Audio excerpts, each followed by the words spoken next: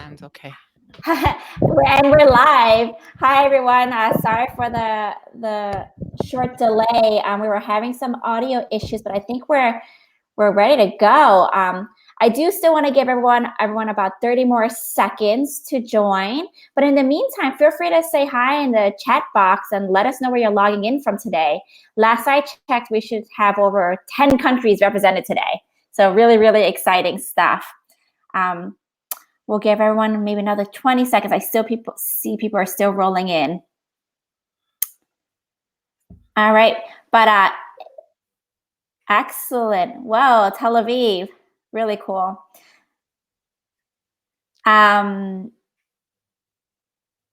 Okay, and while we're still waiting, just some housekeeping rules. You know, we do have the questions tab that you can feel free to use throughout the session and add your questions there. We'll make sure that we'll get to it at the end of the call, and we may address some of them along the way as well. Excellent. Spain, Denmark, Germany, Kiev. Really cool. Anyone from the US here yet? I mean, I'm here from New York, so Canada. Right. California, Chicago, there you are. Fun stuff. All right. So we want to be respectful of everyone's time. It's 2 past now. But thank you, everyone, for attending today's webinar. Let's face it.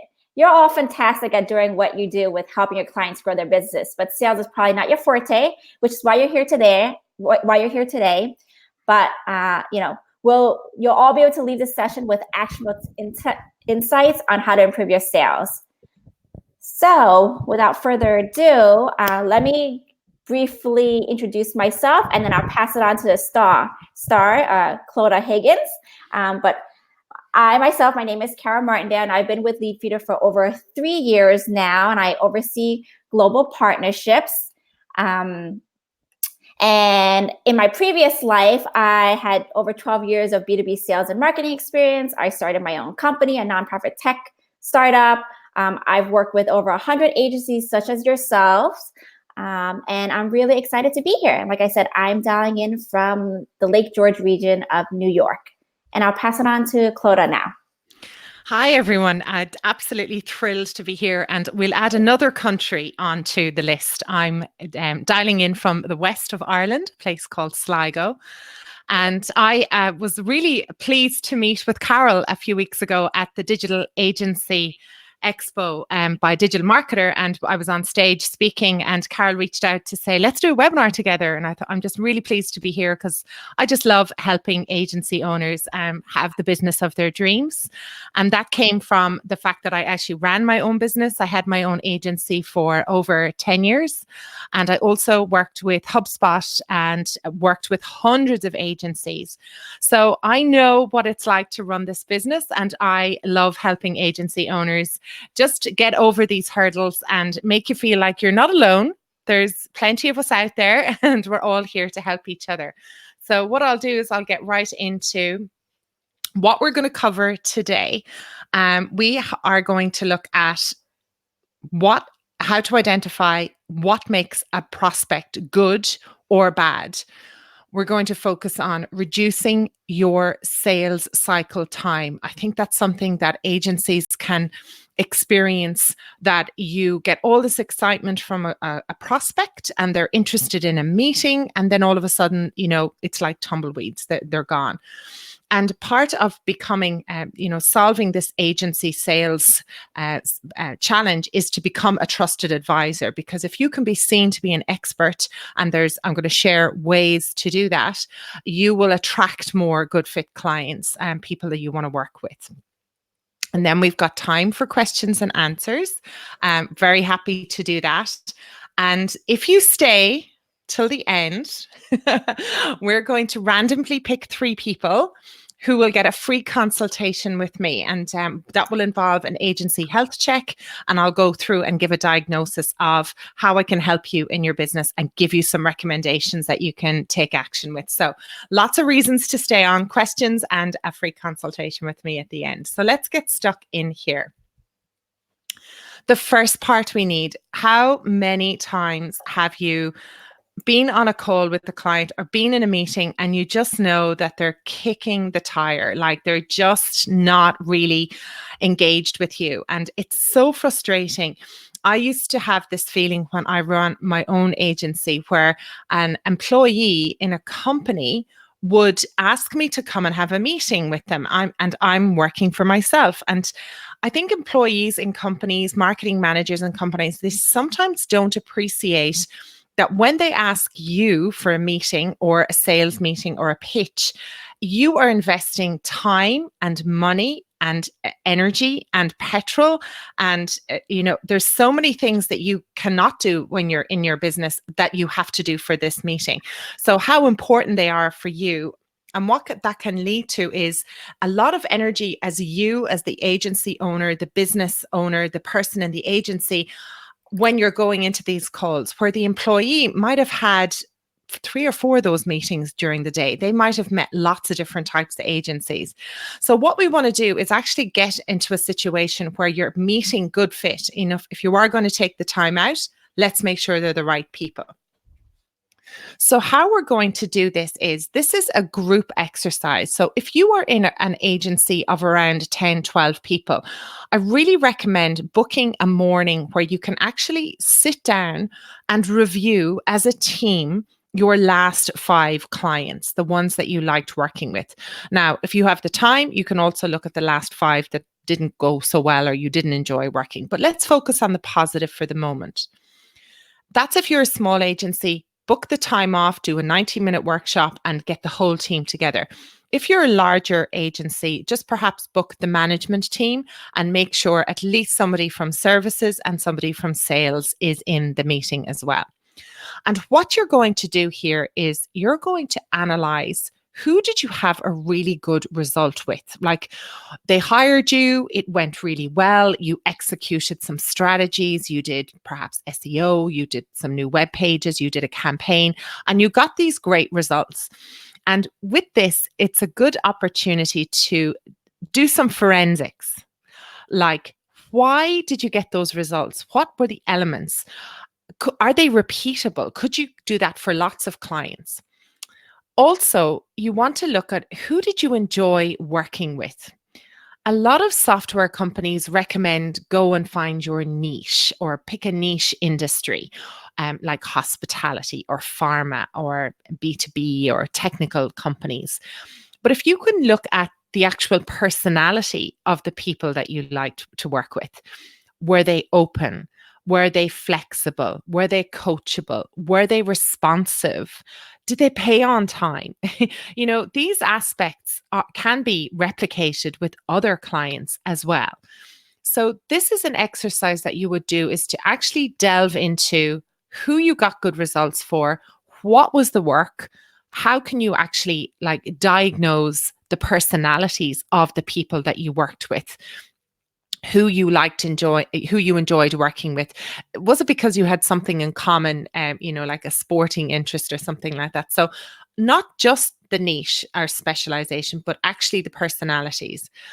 And the next question that not a lot of agencies ask or dig into is, was the work profitable? Sometimes with great clients that you're working with, things are going smoothly, you're putting in all the hours, but what's happening is you're spending a lot of time to get that result. And at the end of the month, you might have worked more hours than they paid for.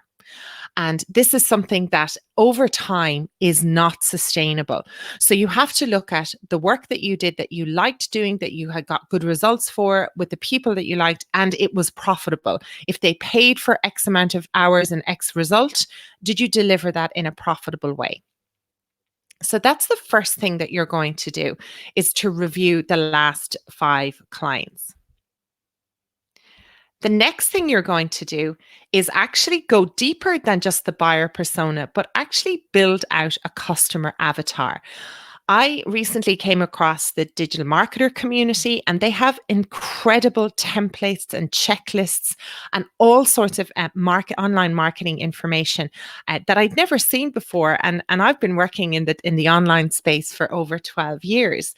So once you've decided the good work that you like doing and you've answered the questions before, now dig in and create customer avatars. You can see here they're a lot deeper than just a buyer persona. Their goals and their values. What's going to make them look good in their job? Where do they get their sources of information? What objections do they actually have in the sales process? This is why you need someone from sales to sit in on this workshop with you, because they'll be able to name those off straight away for you. And what are the challenges and pain points that you solved for those good fit clients in the past? You might create 2 or 3 of these, but never more than 4, because it does get a bit complicated and a bit messy. Now that you actually have identified the good fits, the work that you did, and the fact that it was profitable, it's time to create packages around it. Now, this has been a bone of contention with agencies over the years that I've been working with them. Some of them go, oh, but every client is different.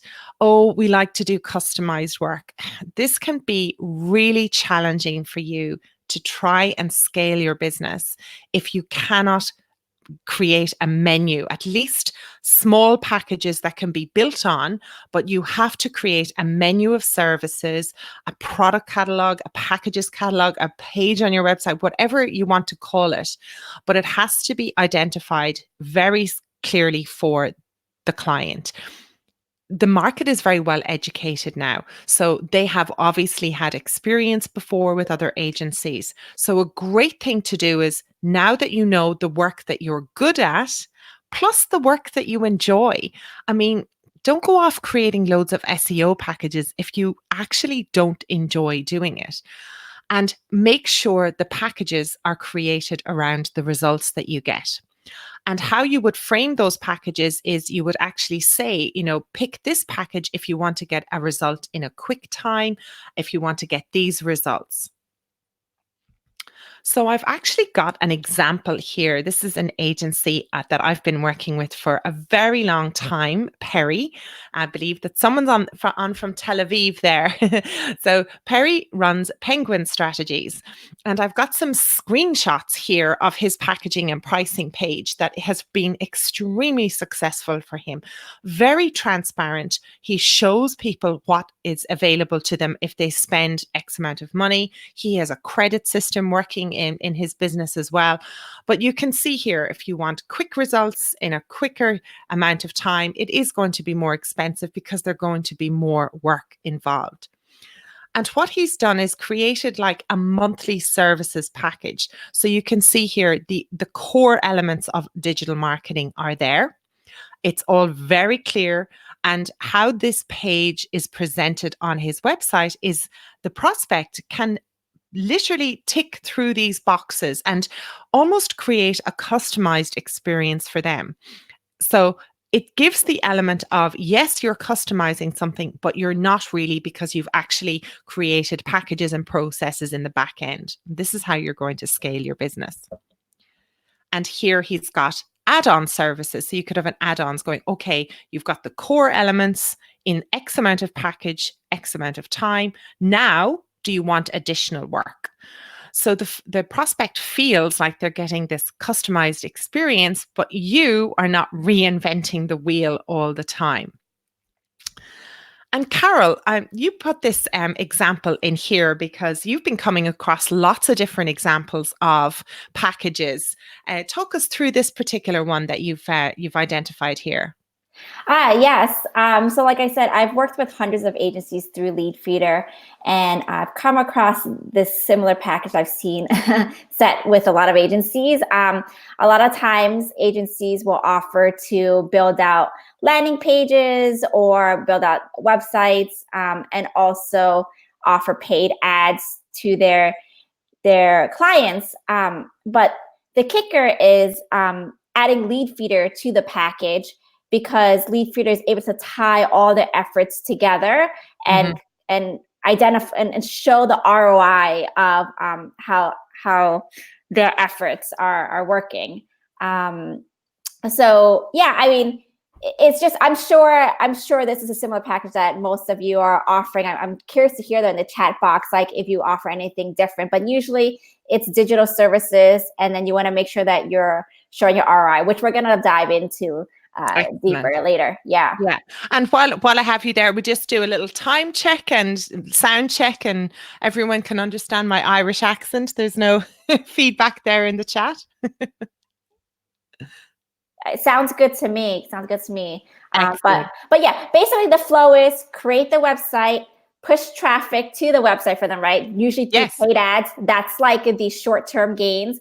The longer-term gain, the longer-term project is creating blogs and videos for your clients. But of course, you know, the returns on that is a little longer. And like I said, adding Leadfeeder there allows you to show ROI more immediately, whether you're doing paid ads or creating blogs or videos for them. Yeah. And this is exactly, you need these up on your website. I mean, so many agencies talk about, oh, I don't want my competitors to see my pricing. And it's just not on today. Like, if you ever think of an experience as a consumer, if you have to ask yourself, if you ever go to a website and you cannot find the core elements that you need, like a phone number, like their opening hours, like the price of something, I mean, what do you do as a consumer? You don't spend hours searching and ringing and doing all the things. You just go move on to the next person. And it's no different for your prospects. Today, they want to see all this information online.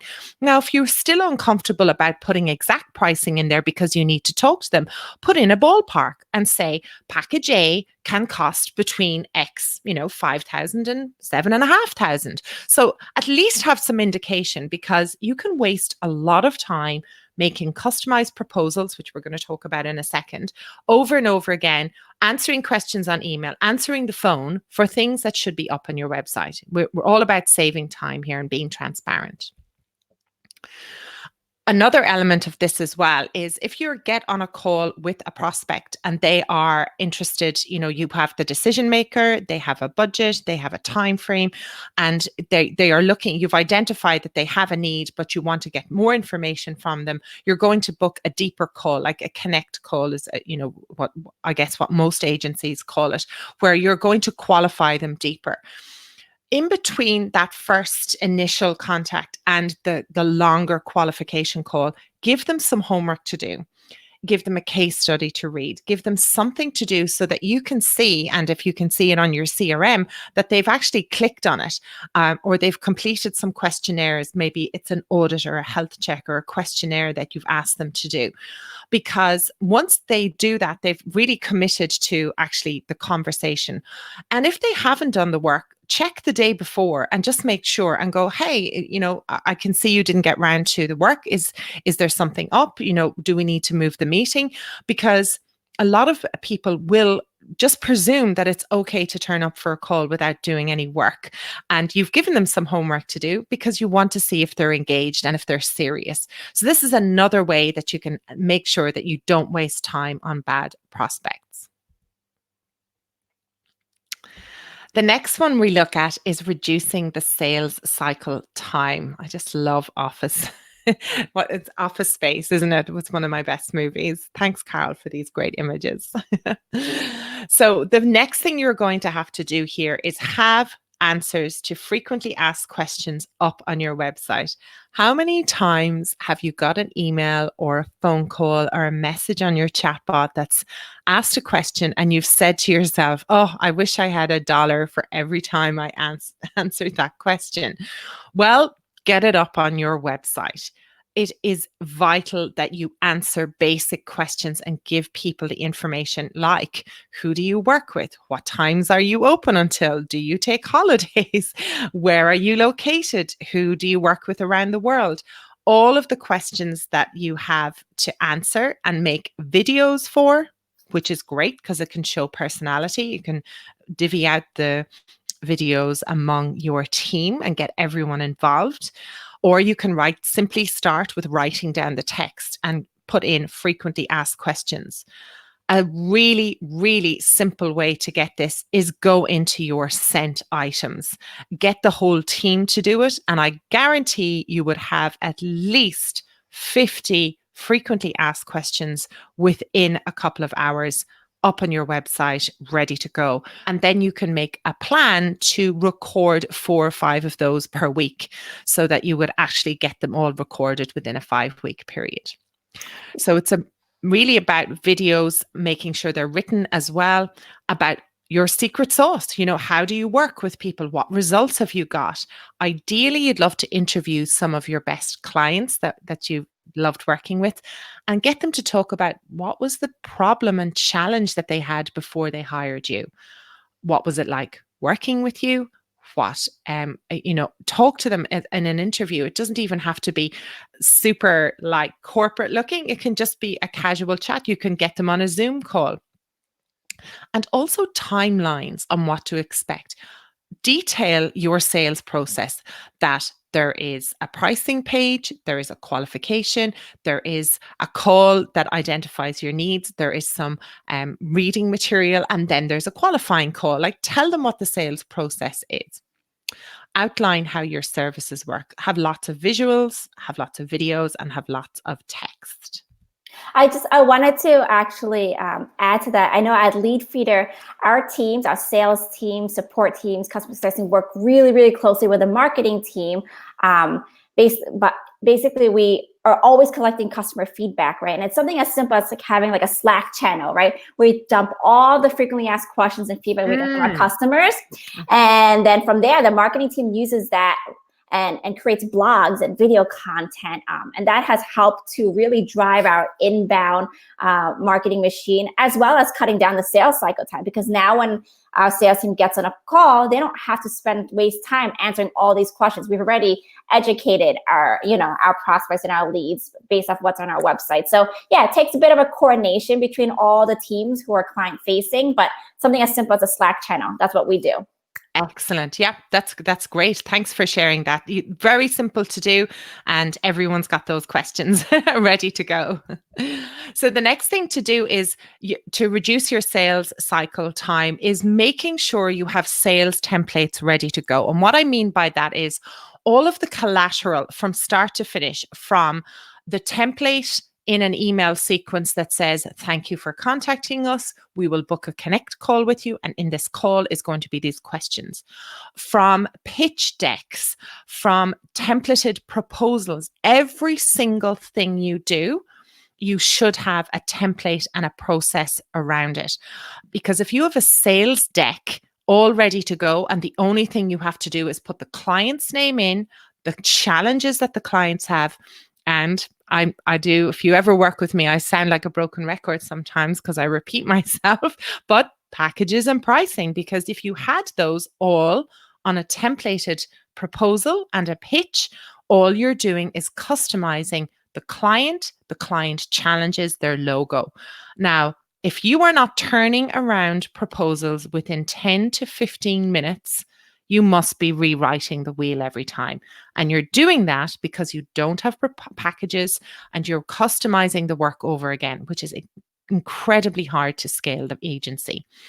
And just making sure that, if you've 1 or 2 people on your sales team, if you give them the sales collateral, guaranteed over time, they'll be altering it. So rein them back in once a month and ask them to do some hygiene and clean up the sales and what's working, what didn't work. Maybe one salesperson has had a better result with a particular piece of collateral. So review them regularly. Don't leave them sitting out there for a long time. I'm laughing because I used to be a salesperson and I know exactly what I was like, making things and altering them and running with them. So that's another thing to be mindful of. The next thing to do here is proposals. I will stress this over and over again. Never, ever, ever, ever email a proposal. State clearly to the prospect what your sales process is, that there's a connect call, there's a qualifying call, there's some work to be done in between, that you will prepare a detailed proposal, and then you book a call to talk through it. You will say things like, in your experience, a call is the best way to explain the proposal because there is always questions and you like to answer those questions directly. Just don't send it an email. We all know that feeling. you send it, and then tumbleweeds. It just goes into this darkness. So make sure you book a meeting, try and get all the decision makers on the call. If not, or even if they are on it, record the meeting. Sometimes people don't like to look bad by asking questions that they think are silly, so they'll gloss over it. But if they can listen to the recording again, or you can tell them, hey, email me if any questions come up. So I have a huge success rate with the agencies that I encourage strongly to stop emailing proposals and start to talk through them. You can handle objections straight away. You can answer any questions that come up. You can build rapport, and you can start to help the closing process by going, what happens next on their side? How long is that going to take? Who else needs to talk? What is stopping them from moving forward? Who else is in the consideration phase? So never email the proposal. If that's one thing you can take away from this, it's definitely that. And the last part about making sure you can actually help your agency increase your sales is to become a trusted advisor. Good old cat meme there. Gotta love that. Thanks, Carol. I love your sense of humor. So the important part here is to listen to learn. You must really deeply qualify exactly the impact that this person who's calling you, this marketing manager, could be sales manager, could be marketing director, they need something done. You have to listen and listen deeply into learning how their business works. So they could come on and say, yeah, we need a new website. We need a new campaign. You have to understand why. What is the revenue they wish to generate as a result of that? Now, they might not know that straight away. But again, with the homework part of it, ask them to go off and find out. If you're doing anything in that business, eventually it's revenue that you need to tie yourself to. They have to hit a certain goal. Now, you can't guarantee the revenue, but you are going to guarantee the activity, that the work to be done to the activity that's generated so that they can close the revenue goals. And this is a very important one. Just having visitors and leads as metrics, they're great. But if you can say, if we do increase your visitors from 1,000 to 5,000 over a 6-month period, and those leads from 100 to 500 over a 6-month period, what is the expected revenue that those 500 leads could generate based on a certain conversion? And start to play some numbers around, like get a nice big juicy number in front of them that you are all working towards as a partnership with them. And from there, you can show them that you are a business person, you're committed to their business, and you're committed to the growth of their revenue and their profitability. And that's where you need to get to so that you can become a long-term partner for them. Talk to us about this, Carol. Thanks. So as Clodagh mentioned, you always want to tie yourself to revenue goals as much, right? And showcase ROI. That's a no-brainer, right? Because you spend all your time helping your clients build these websites, landing page, blogs, paid ads. But let's face it, most of the traffic you help to attract to your clients' websites are not raising their hands, right? They might browse your clients' websites, but they won't fill out a form or call or reach out. So that can make it extremely difficult to tie yourselves to their revenue or showcase your ROI. But with Leadfeeder is one of the ways you can accomplish this really easily. Awesome. Oh, sorry, go ahead. So, so basically with Leadfeeder, we can show you what companies are visiting even if they're anonymous. So we seamlessly connect with your Google Analytics data, and we leverage our partnership with Google Analytics to tap into their API. And basically it's all IP based, right? So aside from the company name, we show you what location the visitor is from, what campaigns or sources they come through, what pages they're viewing, how often they're on your website for your client's website for, so that then you can provide your clients with like a daily, weekly, or monthly recap of the types of relevant traffic you're drawing to their website based off of your direct efforts, right? And then to tie it into their revenues, you can automatically push the Leadfeeder data into the CRMs and connect it to their deals that their sales teams are working on. So now you'll know and they'll know that a lead was first identified through your efforts or AKA through Leadfeeder. And then you can also see that the intel that Leadfeeder provides them has helped them close an existing deal or a new deal. And of course, Leadfeeder can also be used to upsell their current customers as well. So it's a lot of upsell opportunities. It's good for new prospects. And at the end of the day, like I said, you want to tie yourself as much to their revenue as possible. Yeah, brilliant. And great. And this is really all that activity there. I mean, I highly recommend that if you're the agency owner, if you're the business owner and you're doing a lot of sales, as soon as you possibly can, hire a business development person to go and do all this prospecting, connecting on LinkedIn. Like if you can just see there, you can do account-based selling, account-based marketing. There is so much activities that can be done by a business development rep in your business, a junior role, skill them up, and so that you as the owner can go out and close the sale and actually work on the meetings. So I think that's a really important part. And it's a first role that if you can get yourself out of that role in the future, then you can work on other parts of the business. And other parts of the business are speaking at events. And if you can get invited to speak at conferences, businesses of Chamber of Commerce, anything at all in your local area or in your niche, if you have identified pharma companies, that's who you want to be in front of, you've got to go to the conferences that they're at. And if possible, get on stage. But at the very least, go to these events, meet people, talk to them, eyeball them, or even better, get up on stage. And then host your own events. One of the most successful agency activities regarding sales that I've worked with with the partners that I work with over the last few years has been getting them to host their own breakfast seminars.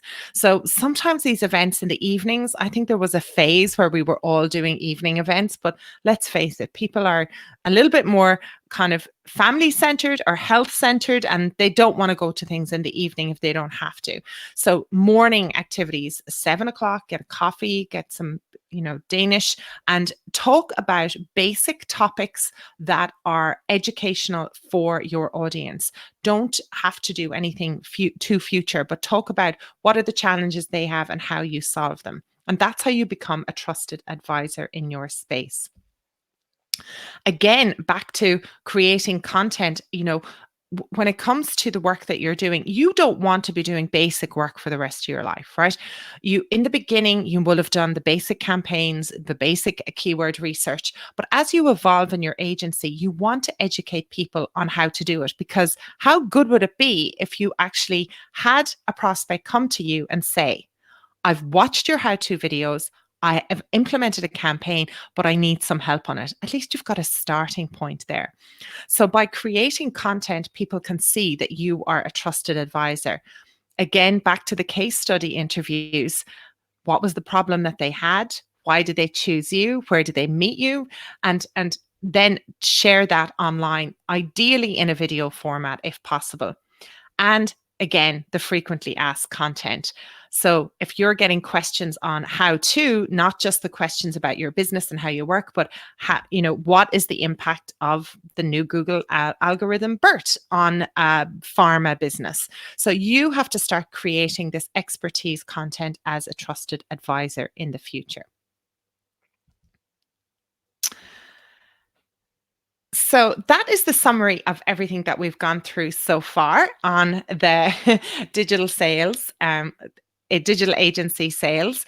And, really, I would encourage you, if you could take one day out of your business to work on your sales process as a team and get it done now, you're going to make a really, really good start to your business in 2020. And these are some of the techniques that I wanted to share with you here. These are all proven. They have worked with many agencies that I've been working with over the years. And very happy now to open the floor for some questions.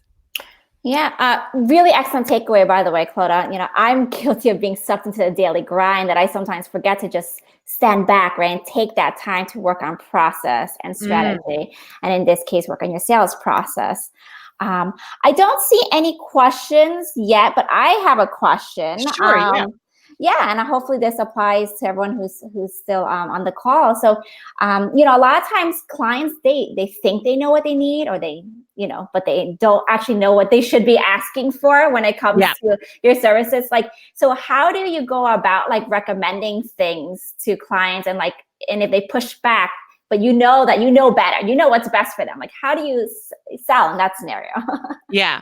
I think if again, it comes back to, sometimes you might not be speaking to the decision maker. And I see this happen over and over again with agencies. So if you actually are talking to somebody who's asking for a particular product or service, and then you're digging into their business and going, what would be the impact of you not doing that work? What would be the impact of a successful implementation of that campaign? What results are you looking for? If they don't have the figures, it's very likely you're not speaking to a decision maker. And if they don't have the figures, why do they not know the figures? Who knows the figures? Where do they have to get the numbers? Because every single person in a business, whether they are directly related to the sales, the revenue, they're impacting the sales and the revenue, if that makes sense. You know, they have to have, fundamentally, everyone in a business has to be delivering some revenue value to the client so that they keep buying. Whatever it is, there is a revenue that's attached to it. And just by asking those questions and go, you know, in order for me to give a good quote, please tell me how many clients you want next year. What is the average spend of those clients with you? How long do those clients stay with you? Find the lifetime value of that client. Because in a very simple example, if you are working with an accountancy firm and they like working with a small business, that small business spends 10 grand a year with the accountant, and they stay with them for an average of 5 years. A new client for an accountant is now worth 50 grand. So if you are going to bring them a new client, will they spend 10% of that lifetime value of a spend on their marketing to get one client? That's 5 grand. You know, if you commit to getting 12 new clients for them, that's 5 grand a month for a year. That's where you've got to work into. These numbers have to be dug into, and you have to speak to decision makers because they know them. Great points. Great points. Well, I have one more question, and then we're going to announce the winners, the 3 winners. But if you have questions in the meantime, please feel free to ask them now. My other question is that you had mentioned that never ever send a proposal through email, right? Get them on a call, walk them through it. I just think of myself, like I'm one of those, like I want it in an email, like I want to read it myself in advance, right? So how do you navigate difficult people and clients like myself? Yeah, I think if you're, this is the point of the 2 calls beforehand. You've done a connect call with them, and you've identified what are they looking for, and then you'll give them some homework, and then you'll actually say you're going to qualify more, and you're going to get deeper into them. With those 2 calls and with the to and fro of emails over and back, it's about building rapport, about becoming the trusted advisor. And you say things like, in our experience, it is better for us to walk through this together because so many questions come up. And you state it as a fact. You know, if I tell you that this is how things are going to run, this is, you're saying it with an element of confidence. You're not giving them an option. You're going, I can only go talk through it on the phone. It's not going to take that long, but I have to talk through it on the phone because that's what works best. You just got to state it as a fact and be strong on it, and it'll work out much better in the end. It's for their own benefit. If you pitch it like that, going, I appreciate time is, you know, of very scarce for everyone around the world. However, it's going to save us time in the long run if we book this call for 15 minutes to go through the proposals together. I will record it, and then you can share it with other people as well. But it would be great if all the decision makers were on there, like the CEO, like the finance guy, get them all on. Fair enough. Fair enough. I guess that would work on me. I will save you time in the future. Yes, of course. I love it. All right. So without further ado, drum roll, please. As I announce them, I also put them in the chat. Okay. First winner is Bart W. from Belgium. Yay. We'll also email you afterwards too. So you'll know. I'll connect you with Clodagh. Yeah. Great.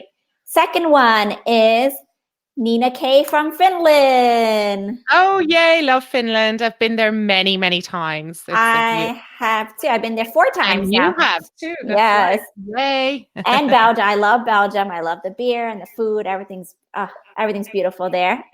Go Finland. I love the support.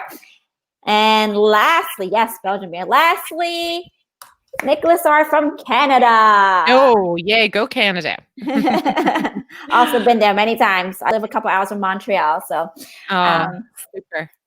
All right. So thank you, everyone. The recording will be sent after this call. And like I said, we'll connect the winners with Clodagh directly.